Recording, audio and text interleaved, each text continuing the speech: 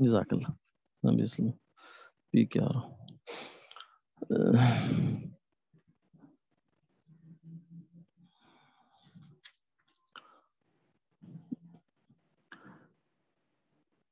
بسم اللہ الرحمن الرحیم. کتاب اصول دین ہے، صفحہ نمبر 34 ہے. بات چل رہی تھی کہ جو آدمی قرآن پاک کی تفسیر کرے، یا آج کے زمانے میں کہ تفسیر لکھے یا درس دے، اور وہ درس دینے میں بھی اپنے لحاظ سے باتیں کر رہا ہو. ایک ہے کہ کسی تفسیر سے پڑھ کر کچھ بتا رہا ہو. اس لیے عام آدمی کے لیے محتاط طریقہ یہ ہوتا ہے کہ وہ کسی اچھے مفسر کی تفسیر لے کر بس اس کو پڑھ کے سنا دے. ایک درس قرآن کا حلقہ کی صورت یہ بھی ہو سکتی ہے، اور اس میں حفاظت اور عافیت بھی ہے، کیونکہ آدمی اپنے پاس سے بات کرے تو ممکن ہے کہ وہ بات غلط ہو جائے. بہرحال جو آدمی تفسیر قرآن کے لیے بیٹھتا ہے اور مفسر بنتا ہے تو اس کو یہ 15 قسم کے علوم جاننا ضروری ہے اس کے لیے. تو اس میں سے ہم دیکھ رہے تھے 8واں علم قرات کا جاننا. علم قرات کا جاننا بھی ضروری ہے. یہ قرات جو ہیں یہ یوں سمجھیں کہ قرآن پاک تو وہی ہے جو الف لام سے لے کر ناس کی سین تک ہے، ٹھیک ہے. اس کے علاوہ کوئی قرآن نہیں ہے. لیکن اس قرآن پاک کے جو الفاظ ہیں وہ بعض الفاظ ایسے ہیں کہ جو آپ صلی اللہ علیہ وسلم پر نازل ہوئے، اللہ تعالیٰ نے ان کو 2 طریقے سے پڑھنے کی، 3 طریقوں سے پڑھنے کی اجازت دی ہے، ٹھیک ہے. اس سے کوئی میجر فرق نہیں آتا کسی اس پر نا معنی پر، قرآن پاک کے معنی پر کوئی میجر. اس کا آپ قریب ایسی مثال سمجھ لیں سمجھانے کے لیے، پوری طرح منطبق تو نہیں ہوگی لیکن سمجھانے کے لیے اب یوں سمجھے کہ جیسے امریکن اور برٹش سپیلنگ کا فرق ہے. کلر کے سپیلنگ، فلاں سپیلنگ. اب لکھنے میں تو ظاہر ہے وہ یو کے ساتھ لکھیں گے یا صرف او کے ساتھ لکھیں گے، تو اس سے معنی پر کوئی فرق نہیں پڑ رہا، ٹھیک ہے، معنی وہی رہے گا. تو اس طریقے سے قرآن پاک میں بعض الفاظ جو ہیں ان کو دوسرے طریقے سے پڑھنے کی اجازت دی گئی، اور وہ موجود ہیں سارے. ایسا نہیں کہ وہ اس کو قراءات کہتے ہیں. اس لیے تجوید اور قراءات کا فن الگ ہے، تجوید الگ ہے. تجوید کا مطلب ہوتا ہے قرآن پاک کو سنوار کر پڑھنا، اس کے الفاظ کو صحیح مخارج سے ادا کرنا، صفات سے ادا کرنا. اور قراءات کا مطلب ہوتا ہے کہ اس کے الفاظ میں جو ویریشن ہے اس کو دیکھنا اور اس کا علم حاصل کرنا. جیسے الحمدللہ رب العالمین الرحمن الرحیم مالک یوم الدین، یہ ایک قراءت ہے. اور ایک قراءت ہے مالک یوم الدین، ٹھیک ہے. تو مالکی اور ملکی یہ فرق ہو گیا، ایک الف کا فرق ہے اس کے اندر. ایک جگہ کھڑی زبر ہوگی، ایک جگہ صرف زبر ہوگی، بڑی زبر ہوگی، لیکن معنی میں کوئی خاص فرق نہیں ہے. مالک بھی مختار اختیار رکھنے والا، اور ملک بھی بادشاہ. تو جو روز جزا کا بادشاہ ہے، جو روز جزا کا مالک ہے، تو مالک بھی بادشاہ ہوتا ہے اور بادشاہ بھی مالک ہوتا ہے. تو اس طرح کے فرق ہیں. تو اس شخص کو یہ جاننا بھی ضروری ہے. کیوں؟ اس لیے کہ مختلف قراتوں کی وجہ سے مختلف معنی معلوم ہوتے ہیں. کہیں کہیں قرات جو ہے نا وہ ایک نیا معنی بھی دے رہی ہوتی ہے، ٹھیک ہے. اور بعض معنی کی دوسرے معنی پر ترجیح معلوم ہوتی ہے. اب یہاں کون سا معنی جو ہے نا وہ زیادہ بہتر ہے، اس قرات والا یا اس قرات والا، یہ آدمی جب ہی بتا سکتا ہے جب وہ قرات کا علم رکھتا ہو. اب ہمارے یہاں ایک عجیب سلسلہ چل پڑا ہے اس زمانے میں، ماضی قریب سے لے کر، علم سے بغاوت. علم کے نام پر علم سے بغاوت. وہ کیا ہے کہ جو چیز زیادہ پیچیدہ ہے، مشکل ہے، اس کو چھوڑ دو. بس یہ علمی رویہ سمجھا جاتا ہے. اور اس کے نام ہے دین آسان. دین کو آسان کرو، آسانیاں کرتے چلے جاؤ. تو اسی طریقے سے بھائی یہ قرات کا علم بظاہر ہے کہ وقت لگتا ہے، صرف میں وقت لگ رہا ہے، بلاغت میں، ان سب چیزوں میں تو محنت لگتی ہے. تو اب وہ کہتے ہیں بھائی یہ اتنا جھنجھٹ کون پالے، اس کی وجہ سیدھا سیدھا قرآن پڑھو. سیدھا سیدھا، یہ سیدھا سیدھا عنوان بھی ہوتا ہے، سیدھا سیدھا دین، سیدھا سیدھا قرآن. تو یہ سادگی ہے، سیدھا سیدھا اور سیدھا سیدھا کہنا یہ سادگی ہے، ضرور سے زیادہ سادگی ہے. اس کا نتیجہ خطرناک ہے کہ امت کے جو علوم ہے، ایک تو ان سے ہم وہ بے اعتنائی برت رہے ہیں، اور دوسرا یہ ہے کہ قرآن پاک کی اپروچ کے لیے جتنی اپروچ چاہیے اس کے قریب پہنچنے کے لیے، اس کو ہم گویا کہ نکال رہے ہیں. بھئی اب کہتے ہیں کہ دیکھو میں نے دیکھا ہے، مثلا ایک ہسپتال ہے، ہاسپٹل ہے، اس میں ڈاکٹر کو میں نے صبح سے شام تک آبزرو کیا، وہ کیا کرتا ہے، وہ مریض کو دیکھتا ہے، بخار ہے دیکھتا ہے، اس کے بعد اس کو پیناڈول لکھ کے دے دیتا ہے، اچھا جی دو، کبھی پیراسیٹامول لکھ دی، کبھی کچھ لکھ دی، اچھا کبھی کبھار جو ہے نا وہ اس کا گلا بھی دیکھ لیتا ہے، وہاں ٹانسز ہوتے ہیں تو وہ اس کو یہ لکھ دیتا ہے، ٹھیک ہے، غرارے بھی ساتھ لکھ دیتا ہے، اور پھر اس کے بعد جناب باقی میں نے اس کو یہ دیکھا کہ وہ یہ بھی کرتا ہے، یہ بھی کرتا ہے، سادہ سادہ سے جو اس کے کام ہو رہے ہوتے ہیں اسپتال میں آلریڈی، وہ 2 مہینے 6 مہینے میں ایک آدمی ساتھ رہے تو وہ سیکھ جاتا ہے۔ تو آپ کہیں گے یہ کیا اتنا بجٹ قوم کا لگایا جا رہا ہے کس بات پر، MBBS پر، 6 سال پڑھاؤ اور پھر یہ کرو، پھر پریکٹس، پھر ہاؤس جاب، پھر فلاں پھر فلاں، اس کی بجائے 2.5 مہینے 6 مہینے کے کورسز کرواؤ اور ڈاکٹر تیار کر کر کے دیتے جاؤ، نہ تو اتنے وسائل لوگوں کے لگیں گے، ماں باپ کے لگیں گے، اور نہ جناب آپ کے شخصی وسائل اتنے لگیں گے، اور نہ گورنمنٹ کے اتنے وسائل لگیں گے، اور لوگ بھی زیادہ افراد تیار ہو جائیں گے، تو زیادہ فائدہ ہو جائے گا۔ تو میرے خیال میں اس کی حمایت ہونی چاہیے، اس قرارداد کی، اگر کوئی بندہ یہ قرارداد پیش کرتا ہے تو اس کی حمایت ہونی چاہیے، لیکن کوئی بھی سمجھدار آدمی اس کی حمایت کے لیے تیار نہیں ہے، کیونکہ وہاں مسئلہ جان کا ہے، اور قرآن پاک میں ہم اس لیے تیار ہو جاتے ہیں، دین میں ہم اس لیے تیار ہو جاتے ہیں، ان خوشنما نعروں پر ہم بھی خوش ہو جاتے ہیں، کیونکہ یہاں مسئلہ ایمان کا ہے، اور ایمان ہماری نظر میں کوئی اتنی اہمیت نہیں رکھتا۔ یعنی ایک بندہ اگر کسی مفسر کی، نام نہاد مفسر کے، یہ جو ڈسپینسر مفسر ہے، ڈسپینسر ڈاکٹر جو ہے نا، اس کی بنیاد پر اگر کوئی بندہ ایمان سے ہاتھ دھو بیٹھتا ہے، یا غلط عقیدہ اڈاپٹ کر لیتا ہے، غلط نظریہ کر لیتا ہے، بھائی اس کا آخرت میں اس کو کوئی پوچھ پڑتال ہونی ہے نہیں ہونی؟ بالکل ہونی ہے۔ تو اس کی ہمیں پرواہ نہیں ہے، لیکن دنیا میں چونکہ اس کا رزلٹ نقد نکل آتا ہے، کہ اگر عطائی ڈاکٹروں کے خلاف آپریشن، عطائیوں کو پکڑا جائے، عطائیوں کو یہ کیا جائے، وہ وہاں ہم نہیں کہتے کہ MBBS لوگوں نے اپنی اجارہ داری جمانے کی کوشش کر رہے ہیں۔ جب علماء کہتے ہیں بھائی ڈگری ہولڈر جو ہے نا وہ کم سے کم دین کی تعبیر کرے، تو کہتے ہیں یہ مولوی نے اپنا اپنا انہوں نے اجارہ بنا رکھا ہے، اور ہمیں بھی سمجھ میں آتا ہے ہاں یار بات تو ہے، وہ اس طریقے سے پروپیگیٹ کیا جاتا ہے بات کو کہ ہمارے دماغوں میں اتر جاتی ہے، وہاں نہیں اترتی۔ تمہارا یہ ایک المیہ ہے، یہ چلتا رہتا ہے، چلے خیر۔ تو علم قرات کا جاننا بھی ضروری ہے، کیونکہ مختلف قراتوں کی وجہ سے مختلف معنی معلوم ہوتے ہیں، اور بعض معنی کے بعض معنی پر ترجیح معلوم ہوتی ہے۔ نوواں علم، علم عقائد کا جاننا بھی ضروری ہے۔ عقیدہ کیا ہوتا ہے؟ کہ اللہ تعالیٰ کی نسبت ہم نے کیا ذہن بنانا ہے، اللہ کیا ہے، واحد ہیں، توحید ہے ان کی، صفات ان کی کیا ہیں، ذات ان کی کیا ہیں، صفات ذات میں آگے تفصیلات کیا ہیں، یہ عقیدہ ہے۔ پھر آخرت کیا ہے، قبر کیا ہے، حشر کیا ہے، پھر نبی کیا ہوتا ہے، رسول کیا ہوتا ہے، فرشتہ کیا ہوتا ہے، جنت جہنم کے بارے میں ہمیں کیا ماننا ضروری ہے، یہ سب عقیدے کی بات ہے۔ یعنی وہ چیزیں کہ جن کا فوری آپ کے عمل سے فی الحال آپ کی پریکٹس میں کوئی ظاہر نہیں ہو رہا اس کا کام۔ نماز تو ایک آپ کی پریکٹس ہے نا، کام کر رہے ہیں آپ، روزہ ایک کام کر رہے ہیں، زکوٰۃ ایک کام کر رہے ہیں، حج ایک کام کر رہے ہیں، تو یہ تو اعمال ہیں، اس کو عمل کہتے ہیں۔ عقیدہ جو ہے وہ بظاہر عمل میں صورت میں دکھائی نہیں دیتا، لیکن بنیاد بہرحال وہ اس کی ہوتا ہے۔ تو عقیدہ بنیاد ہوتا ہے۔ آج اس زمانے میں ایک مسئلہ یہ بھی ہو رہا ہے کہ چونکہ ایک دنیا بڑی جو غالب دنیا ہے اس وقت، جن کے جو اسٹیک ہولڈر ہیں اس وقت دنیا کے، وہ لوگ ہیں اسٹیک ہولڈر، اس وجہ سے ہوئے کہ انہوں نے ٹیکنالوجی میں اور ان چیزوں میں ترقی کی، تو جب وہ انہوں نے ترقی کی اور ہمیں وہ ساری چیزیں لا کر دیں، تو ہم ان کو قدرتی طور پر، فطری طور پر بڑا سمجھنا شروع ہو گئے، ان کو زیادہ سمجھدار سمجھنا شروع ہو گئے، سائنٹسٹ کو اور ڈاکٹرز کو اور ریسرچرز کو اور فلاں کو جو کچھ بھی کر رہے ہوتے ہیں، کیونکہ انہوں نے ہمیں موبائل دیا، انہوں نے ہمیں کمپیوٹر دیا، انہوں نے ہمیں لیپ ٹاپ دیا، انہوں نے ہمیں جو ہے نا وہ اسپیس کی خبریں دی، انہوں نے سیارے بنا دیے، انہوں نے TV بنا دی، انہوں نے یہ کر دیا، تو اس کے نتیجے میں ہم نے ان کو سمجھدار سمجھ لیا۔ تو اب وہ جس بات کو کہہ دیتے ہیں ہاں، ہم کہتے ہیں ہاں، وہ کہتے ہیں نہ، ہم کہتے ہیں نہ، ہم مخلد بن گئے، وہ امام بن گئے ہمارے۔ تو اس دنیا میں ماں بعد طبیعت کچھ نہیں ہے، ٹھیک ہے، اس دنیا میں یہی دنیا ہے اصل، بس۔ لہذا ان کے نظر میں عقیدے کا لفظ ایک فضول چیز ہوتی ہے، ٹھیک ہے۔ یعنی آپ اللہ کو ایک مانے یا دو مانو کہتے ہیں، اس سے کیا فرق پڑتا ہے؟ وہ مانو نہ مانو اس سے کوئی فرق نہیں پڑتا، تو ایک دو ماننے سے کیا فرق پڑتا ہے؟ ٹھیک ہے۔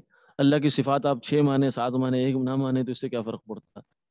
آپ شرک کریں تو کیا فرق پڑتا ہے؟ اس لیے وہ اس سب چیزوں کو کلچر کہتے ہیں، ہندو کلچر، مسلم کلچر، اس کو زیادہ سے زیادہ جو اہمیت دی جاتی ہے ان چیزوں کو، وہ کلچر ہوتا ہے۔ کلچر میں اندر کچھ پرسیپشنز ہیں لوگوں کی، کچھ ان کے تھاٹس ہیں، کچھ وغیرہ، لیکن اس کو کچھ وہ سنجیدگی سے نہیں لیتے کہ عقیدہ کوئی چیز ہے۔ ہاں، ان کی نظر میں سنجیدگی سے لی جاتی ہیں پریکٹسز، اعمال کرنے کا کام کیا ہے. پھر خاص طور سے اس میں ڈونیشن کریں آپ، ویلفیئر، سوشل ویلفیئر کے کام کریں آپ، تو یہ آپ اچھا کام کر رہے ہیں. یعنی اچھا انسان ہونے کا معیار کیا ہے کہ جو سوشل ویلفیئر زیادہ زیادہ کرتا ہے، لوگوں کا کام زیادہ سے زیادہ آتا ہے، وہ اچھا انسان ہے. شریعت میں بھی اچھا انسان ہے وہ، اس میں کوئی شک نہیں. اچھے اخلاق، لوگوں کی خدمت کرنا، خیر الناس من ینفع الناس، جو لوگوں کو نفع دیتا ہے وہ بہترین آدمی ہے. ٹھیک ہے، لیکن یہ سب کچھ شرائط و ضوابط لاگو کے ساتھ ہے. وہ شرائط و ضوابط کیا ہیں؟ ایمان، کہ جس کے اندر ایمان ہے وہ اچھا ہے، 33 نمبر لے گیا وہ اچھائی کے. اس کے بعد آگے اس کی ویلفیئر، سوشل ویلفیئر کر رہا ہے تو بہت اچھی بات ہے بھائی، اس کو 60 نمبر مل گئے، 70 مل گئے. ٹھیک ہے، اور اگر وہ نہیں کر رہا تو پھر کم سے کم وہ نجات والے ایمان میں موجود ہے. لیکن اب گنگا الٹی بہائی جا رہی ہے، وہ یہ کہہ رہے ہیں کہ بھائی جو ہے نا، ایمان کی تو کوئی بات نہیں ہے، اصل انسان کی اچھائی برائی کا معیار یہ ہے کہ اس نے کتنے ہاسپٹل بنوا دیے اور اس نے کتنے یہ کر دیے، کتنا وہ کر دیا، سوشل ویلفیئر جو ہے وہ کر دیا. تو اس لیے کوئی آدمی یہ کہتا ہے کہ میرا مذہب انسانیت ہے، تو ہم کہتے ہیں ہاں یہ تو بڑی اچھی بات کر رہا ہے بھائی. بھائی مذہب اور انسانیت کا کیا مطلب ہوتا ہے؟ مذہب تو وہ ہوتا ہے جو آپ کو آخرت میں نجات کی کوئی راہ بتاتا ہے. تو میرا مذہب انسانیت یہ کون سا جملہ ہے بھائی؟ اس کا کیا مطلب ہے؟ مذہب تو اسلام ہے یا عیسائیت ہے یا یہودیت ہے. یعنی میں نے اللہ تک پہنچنے کا یا آخرت میں کامیاب ہونے کے لیے جو میں نے راستہ چنا وہ اسلام چن لیا، یا یہودیت چن لی، یا عیسائیت چن لی، یا میں نے یہ چن لیا. تو انسانیت کون سا مذہب ہے؟ کون سا نبی اس مذہب کو لے کر آیا ہے؟ نبیوں کے مذہب تو وہی ہیں جو آپ کے سامنے موجود ہے. تو اس طرح کی باتیں چلتی رہتی ہیں بہرحال. تو اس سارے پس منظر میں عرض کرنے کا مقصد یہ تھا کہ عقیدے کی اہمیت جو ہے نا، یہ پس پردہ چلی گئی ہے.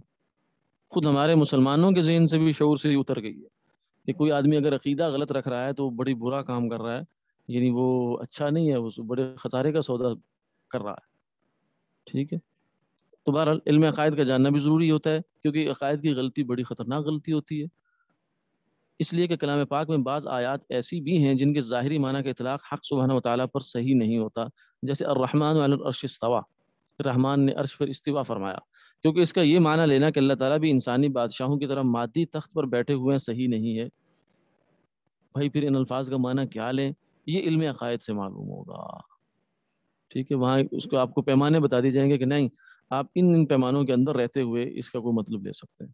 اس سے آپ باہر نکلے تو آپ چلے گئے تشبیہ کی طرف، تجسیم کی طرف، یعنی اللہ تعالیٰ کو آپ نے مخلوق جیسا بنا دیا، تو وہ تو شرک ہے. 10واں علم اصول فقہ ہے. اصول فقہ کا معلوم ہونا ضروری، جس سے استدلال اور استنباط کے طریقے معلوم ہو سکیں. اصول فقہ جو ہے نا، یہ اب آگے ہم پڑھ لیں گے. یہ اس میں بنیادی موٹی سی بات یہ ذہن میں رکھیں کہ اصول فقہ ایک مجتہد کے لیے ضروری ہوتا ہے کہ وہ کسی آیت سے کوئی اگر مطلب مفہوم بناتا سمجھتا ہے تو اس کا کوئی پیرامیٹر کیا ہے. یعنی یہ ایسا نہیں ہے جیسے ہمارے خیال میں شاید ہو یہ بات کہ مثلا امام حنیفہ رحمۃ اللہ علیہ، امام شافعی یا کوئی بھی مجتہد نے ایک حکم دیا، اس نے کہا میرے خیال میں اللہ کا حکم یہ ہے. ٹھیک ہے، تو آپ اسے پوچھے دلیل کیا ہے، تو کہ نہیں میرا خیال یہ ہے، آئی تھنک سو، میرا خیال ہے. تو نہیں، یہ نہیں ہوتا. مجتہد پابند ہوتا ہے اس بات کا کہ وہ اپنے اجتہاد کی آپ کو ایکسپلینیشن دے کہ میں نے یہ حکم اس آیت سے سمجھا ہے. ٹھیک ہے، اور جب آپ نے اس کو جان لیا، جب آپ نے یہ بات جان لی کہ یہ مجتہد اس بات کی صلاحیت رکھتا ہے کہ یہ قرآن اور حدیث کو سامنے رکھ کر اس کے اندر سے احکامات نکالتا ہے اور یہ اپنی منزی اور منشا کو مسلط نہیں کرتا. ٹھیک ہے، تو اتنا کافی ہے. اب ہر مسئلے میں آپ اس سے کہیں کہ بابا دلیل دے جب تیری بات مانوں گا، تو یہ بے اصولی ہے. یہ کیا ہے؟ یہ بے اصولی ہے. اسی کو تقلید کہتے ہیں کہ آپ نے ایک بندے پر اعتماد کیا. ٹھیک ہے، جیسے آپ نے ڈاکٹر کی اہلیت اور صلاحیت پر اور اس کی اخلاص پر اعتماد کیا کہ آپ کے ساتھ یہ 2 نمبری نہیں کرے گا، اہل بھی ہے، کوالیفائڈ بھی ہے، اور آپ کو مس گائیڈ بھی نہیں کرے گا. یہ آپ نے اتنا اعتماد کر لیا. اس کے بعد اب آپ اس سے ہر نسخے کی توجہ نہیں پوچھتے کہ آپ نے پیناڈول کیوں لکھی، یہ سادہ پیناڈول کیوں لکھی، فورٹ کیوں نہیں لکھ دی، وجہ کیا ہے، مجھے ذرا اس کو ایکسپلین کر کے دو. تو وہ بتایا کہ بھائی میں نے یہ سمجھا کہ بخار اتنا ہے تو اس میں آپ کی ایج اتنی ہے، پھر یہ اتنی ہے، کچھ نہ کچھ تو اس کے ذہن میں ہوگا. اب وہ اس کو ایکسپلین کرنے کا پابند نہیں ہوتا. آج کل ایک جو ہے نا فرقہ ایسا بھی چل رہا ہے اور ایک دعوت ایسی بھی چل رہی ہے کہ جناب آپ اپنے علماء سے ہر مسئلے کی دلیل پوچھو جا کر. یہ کیا کرو؟ دلیل پوچھو جا کر. تو علماء آپ کو آگے سے جو ہے نا وہ بفر جائیں گے، آپ کے خلاف ہو جائیں گے، یہ ہو جائیں گے، وہ ہو جائیں گے. یہ دراصل بڑی سائنٹیفک تو نہیں کہنا چاہیے اس کو، لیکن بڑی چالاکی کے ساتھ یہ علماء سے عوام کو بدزن کرنے کی تحریک ہے یہ.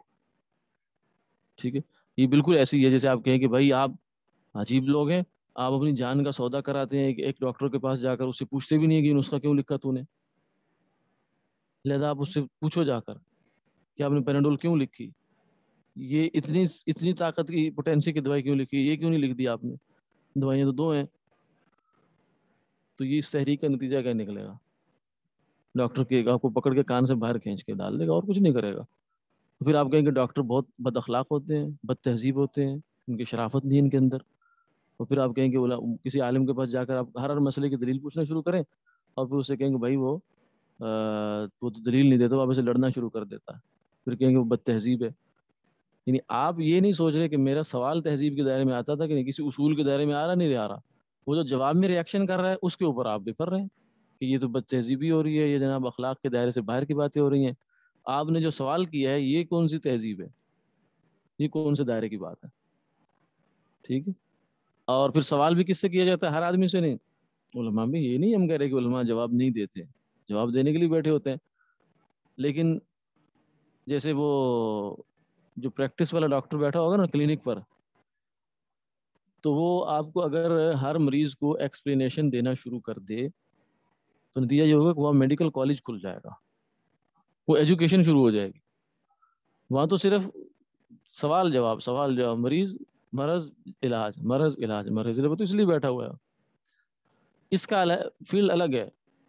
وہ یہ کہہ سکتا ہے آپ کو بھائی آپ کا سوال معقول ہے، میں ایسا ہوتا ہے کہ میں ظہر بعد فلاں میڈیکل کالج میں ہوتا ہوں، تو آپ فلاں دن آ جائیے، فلاں دن میں نے بخار پر ہی سارا لیکچر دینا ہے، یا آپ ایسا کر لیں میں نے بخار پر آلریڈی لیکچر ریکارڈ کرا ہے، وہاں سن لے جا کر.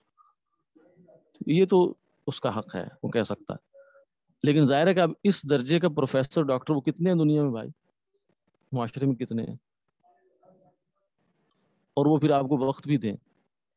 تو ایسے علماء ہیں لیکن بہت تھوڑے، اور وہ تھوڑے ہی ہوتے ہیں. جو بالکل ہائی اپروچ کے علماء ہیں وہ سب تھوڑے ہوتے ہیں. آپ ایک گلی محلے کے عالم سے جا کے پوچھ لیتے ہیں بھائی، وہ تو بیچارہ سی گریڈ میں جی گریڈ میں پاس ہوا ہے، نماز پڑھا دیتا ہے آپ کو، جمعہ بھی پڑھا دیتا ہے. اب آپ اس سے سوال وہ کر رہے ہیں جو مجتہد کی اپروچ کا ہے، تو شرارت تم کر رہے ہو. شرارت یہ سائل شرارت کر رہا ہے، لیکن اس کو ذہن ایسا بنا دیا گیا ہے کہ جناب آپ کو تو رائٹ ہے یہ کہ اب ہر مولوی سے ہر سوال کریں جا کر. ٹھیک ہے. اور وہ دیکھیے گا آگے سے بفر جائے گا، اور اس کا بفرنا اس بات کی دلیل ہے کہ وہ باطل پہ رہا ہے اور میں حق پہ ہوں. یہ ایک آرگومنٹ چل رہا. آپ شاید سمجھ رہے ہیں، میں نام نہیں لینا چاہتا کسی کو مشہور کرنے کے لیے. اس وقت ایک صاحب اس طرح کی حرکت کر رہے ہیں سوشل میڈیا پر. جی ہاں، بہت سارے یوٹیوبر ہیں، کچھ اس طرح کے لوگ ہیں، ان کو نام نہیں لینا چاہیے، وہ اس قابل بھی نہیں ہے کہ ان کو علمی استناد مہیا کیا جائے ان کو. لیکن میں ایک کاروائی بتا رہا ہوں آپ کو، وہ گمراہی کرنے کے میتھڈ بتا رہا ہوں. وہ تو کر ہی رہے ہیں، لیکن وہ اس کے پیچھے ٹیکنیکل فالٹ بتا رہا ہوں کیا ہے. ٹھیک ہے. وہ اپنے خیال میں بہت اچھا کام کر رہا ہے، لیکن دراصل وہ شیطان کا کام کر رہا ہے. ٹھیک ہے. کیونکہ جب تک امت کو علماء پر اعتماد رہے گا دین محفوظ رہے گا. اگر علماء سے اعتماد اٹھ گیا تو پھر دین کس کے ہاتھ میں چلا جائے گا؟ جب تک بکری چرواہے کے پاس کی کسٹڈی میں رہے گی بھیڑی سے بچی رہے گی. اگر وہ بکری کہتی میں چرواہے کے ساتھ نہیں رہنا چاہتی تو پھر نتیجہ بھیڑیا. اور کیا تیسرا آپشن کیا ہے؟ تو شیطان ہے، اس کو اچک لے گا اس کو. تو علماء کا وقار خراب کرنا اور پھر اس میں کیا لینا، چند مثالیں اٹھا لینا اور پھر مثالوں کی بنیاد پر سب کو رگڑے میں لے آنا. ٹھیک ہے. اور ساتھ میں ہلکا سے یہ کہہ دینا میں سب کی بات نہیں کر رہا، لیکن جو تم تاثر جنریٹ کر رہے ہو، امپریشن جنریٹ کر رہے ہو، وہ کیا ہے؟ اس کا کوئی ذمہ داری نہیں ہے. ٹھیک ہے. ایک آدمی اٹھ کے چوک چوراہے میں کھڑا ہو کے تقریر شروع کر دے، لوگوں کو اکٹھا کرے اور کہے کہ یہ جتنے سرمایہ دار ہیں نا، ان سب نے تم مزدوروں کے خون چوس چوس کے یہ کوٹھیاں بنائی ہیں، چھین لو ان سے اپنے حق. اور ساتھ آخر میں کہتے ہیں میں سب سرمایہ داروں کی بات نہیں کر رہا، اچھے لوگ بھی ہیں. تو نتیجہ کیا نکلے گا اس کا؟ عملی نتیجہ تو کوئی نہیں نکلا. وہ صرف آپ نے اپنی ایک قانونی سیفٹی کر دی بس تھوڑی سی اتنی بات کر کے، ورنہ اصل میں تو آپ نے منافرت کا بیج بو دیا، فساد کا بیج بو دیا، وہ تو اگے گا۔ تو 10ویں اصول فقہ کا معلوم ہونا ضروری ہے کہ جس سے استدلال اور استنباط کے طریقے معلوم ہو سکیں۔ 11ویں اسباب نزول کا معلوم ہونا ضروری ہے، کیونکہ شان نزول سے آیت کے معنی زیادہ واضح ہوں گے، اور بعض اوقات اصل معنی کا معلوم ہونا بھی شان نزول کے جاننے پر موقوف ہوتا ہے کہ اصل میں تھا کیا۔ تو شان نزول نہیں پتا ہوگا تو کیسے پتا چلے گا۔ 12ویں ناسخ و منسوخ کا معلوم ہونا بھی ضروری ہے، تاکہ منسوخ شدہ احکام ان احکام سے ممتاز ہو جائیں جن پر عمل کرنا ہے۔ 13ویں علم فقہ کا معلوم ہونا ضروری ہے، کیونکہ جزوی مسائل کے احاطہ سے قواعد کلیہ پہچانے جاتے ہیں، ٹھیک ہے، یعنی جزیات کا پتہ بھی ہونا چاہیے۔ اب یہاں طلاق کا مسئلہ بیان ہو رہا ہے، طلاق کا پورا رکوع ہے، بھائی طلاق کے مسائل ہیں کیا؟ جب تک یہ مسائل نہیں جانے گا تو طلاق و مرتان سے پتہ نہیں کیا کچھ نکالتا رہے گا۔ اسی طرح کے ایک مجتہد جو ہیں آج کل، ایک اور مجتہد کی بات کر رہا ہوں، وہ ویسے ان کی اصل تو جو فیلڈ ہے وہ کمپیریٹیو اسٹڈی ہے، ریلیجیس کمپیریٹیو اسٹڈی ہے، تقابل ادیان۔ تو وہ ایک تقریر میں کہنے لگے کہ 3 طلاقوں کے بعد رجوع کرنے کا حق حاصل ہوتا ہے، کیونکہ قرآن یہ کہتا ہے وَإِذَا طَلَّقْتُمُ النِّسَاءَ فَبَلَغْنَ أَجَلَهُنَّ فَلَا تَعْضُلُوهُنَّ أَن يَنكِحْنَ أَزْوَاجَهُنَّ، جب تم عورتوں کو طلاق دے دو اور وہ عدت ان کی پوری ہو جائے تو ان کو نہ روکو اپنے ان کے خاوندوں سے نکاح کرنے سے،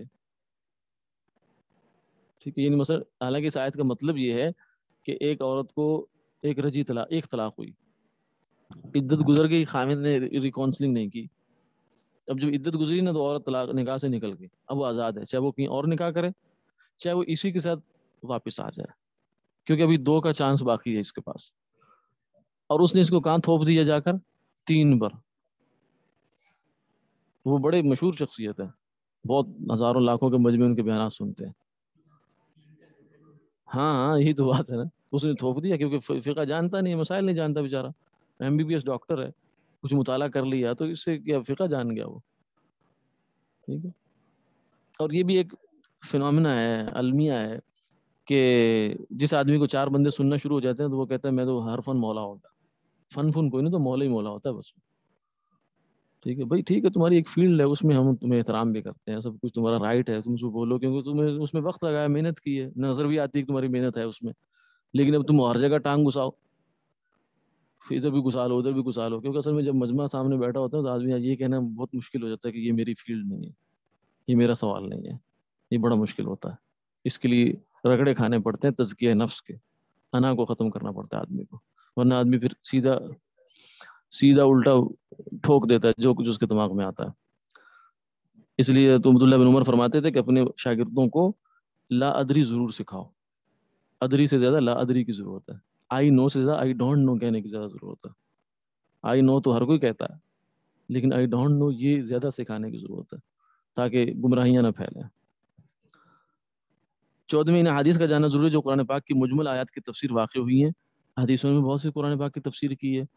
15واں علم وہبی ہے، یعنی یہ جو سمجھے کہ خاص ذوق اور ملکہ ہے، جو حق سبحانہ تعالیٰ کا عطیہ خاص ہے، اپنے مخصوص بندوں کو عطا فرماتا ہے، جس کی طرف اس حدیث، یہ مخصوص بندے کسی خاندان کے نہیں ہوتے، کسی جماعت کے نہیں ہوتے، یہ کہیں سے بھی کوئی بھی ہو سکتا ہے۔